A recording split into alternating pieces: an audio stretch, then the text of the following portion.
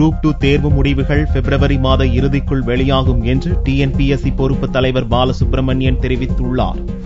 TNPSC மூலம் 117 ஊட்டச்சத்து அலுவலர் பணியிடங்களை நிரப்புவதற்கான தேர்வு சென்னை, கோவை, மதுரையில் 15 மையங்களில் நடந்தது. சென்னை சைதாப்பேட்டை ஜெயகோபால் கரோடியா பள்ளியில் நடந்த தேர்வை டிஎன்பிஎஸ்சி பொறுப்பு தலைவர் பாலசுப்ரமணியன் பார்வையிட்டார். பின்னர் செய்தியாளர்களிடம் பேசியவர், குரூப் 2 தேர்வு முடிவுகள் பிப்ரவரி மாத இறுதிக்குள் வெளியாகும் என்றார். குழந்தைகள் நல மேம்பாட்டு அலுவலர் பணிக்காக 117 காலியிடங்களுக்கு தமிழ்நாட்டில் 3 சென்டர்ல இன்னைக்கு தேர்வு நடைபெறுது. சென்னை, கோவை, மதுரை 3 சென்டர்ல நடைபெறுது. மொத்தம் 117 காலியிடம், 4009 பேர் இந்த தேர்வை எழுதுறாங்க. குரூப் 2 தேர்வு முடிவுகள் இந்த மாத இறுதிக்குள் வெளியிடப்படும். குரூப் 4 தேர்வு முடிவுகள் இன்றிலிருந்து 1.5 மாத காலத்திற்குள் வெளியிடப்படும். ஊட்டச்சத்து அலுவலர் பணியிடங்களுக்கு தேர்வு எழுத பெண்களுக்கு மட்டுமே அனுமதி என்பது குறிப்பிடத்தக்கது.